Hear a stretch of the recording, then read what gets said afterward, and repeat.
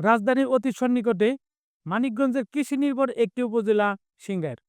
উপজেলাটির বিস্তীর্ণ এলাকা জুড়ে ২ ও ৩ ফসলি জমিতে গড়ে উঠেছে অসংখ্য ইটভাটা। ইটভাটাগুলোর চিমনি থেকে নির্গত হচ্ছে কালো ধোঁয়া। আর এতে করে ধান, পাট, সরিষা সহ বিভিন্ন সবজি খেতে দেখা দিয়েছে মরক। চাষি ও এলাকাবাসীদের অভিযোগ, জমিতে কমেছে ফলন আর নষ্ট হচ্ছে গাছের ফল ও কুঁড়ি। কালো ধোঁয়ায় কোনো ফসলই ঠিকঠাক হচ্ছে না। তবে ইটভাটা কর্তৃপক্ষের দাবি, ভাটার আশপাশে ক্ষতির হওয়ার মতো ফসলি জমি নেই।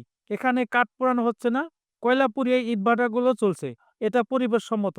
গত ৮ ফেব্রুয়ারি শনিবার উপজেলার চান্দর ইউনিয়নে সোনাটেংরা ও বাগুলি গ্রামের সরজমিনে গিয়ে দেখা যায় হাজী মোহাম্মদ ইসহাক উদ্দিন, হাজী মোহাম্মদ মিনহাজউদ্দিন এবং মোহাম্মদ রাজীব আহমেদের যৌথ মালিকানাধীন মেসার্স হামজা ব্রিকসফিল্ড এর কোম্পানি ইটভাটার কালো ধোঁয়ায় ইটভাটার গাড়ির চলাচলের কারণে ধুলোবালি এবং লেবারদের টয়লেটের দুর্গন্ধে অতিষ্ঠ ইটভাটার পাশের বাড়ির লোকজন এবং সাধারণ কৃষকগণ।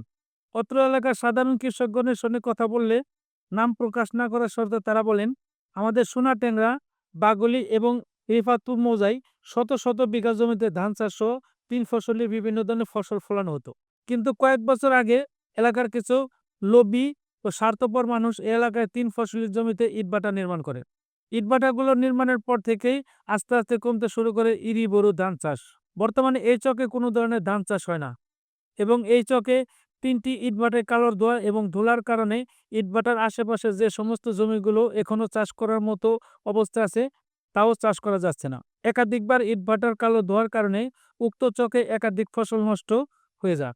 তার কোনো প্রতিকারও সাধারণ কৃষকগণ পায়নি। মেসার্স হামজা ফিল্ড অ্যান্ড কোম্পানির লেবারদের জন্য ইটভাটার পূর্ব পাশে জনৈক সালাম দেওয়ানের বাড়ির দক্ষিণ পাশে একটি টয়লেট তৈরি করে দেয়। সেই লেবারদের টয়লেটের কারণে সালাম দেওয়ানের পরিবার টয়লেটের দুর্গন্ধে তাদের স্বাভাবিক জীবনযাপন করতে পারছে না। টয়লেটের দুর্গন্ধ এবং ইটভাটার কালো ধোঁয়ার বিষয়ে তাদের সাথে কথা বলতে গেলে তারা এই প্রতিবেদকের সাথে কোনো কথা বলতে রাজি হয়নি। তবে এলাকাবাসী অভিযোগ করে বলেন, আমরা যদি আপনাকে এখন এসব বিষয়ে ইটভাটার নিয়ে কোনো কথা বলি, তাহলে ইটভাটার পেটোয়া বাহিনী আজকের পর থেকে আমাদেরকে বিভিন্নভাবে হয়রানি করবে।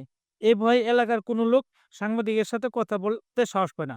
তারা আরো বলে যে, এই এলাকায় ইটভাটা নির্মাণ করার পর থেকে আমাদের এলাকার কোনো গাছে, যেমন ডাব, আম গাছে ফল ধরে না এবং সোনাটেংরা গ্রামের মধ্য দিয়ে আমাদের যে যাতায়াতের রাস্তাটি রয়েছে সেটিও দিনরাত ইটভাটা গাড়ি চলাচলের কারণে রাস্তার উভয় পাশের বসবাসরত শত শত পরিবার অনেক কষ্ট করে বসবাস করছে।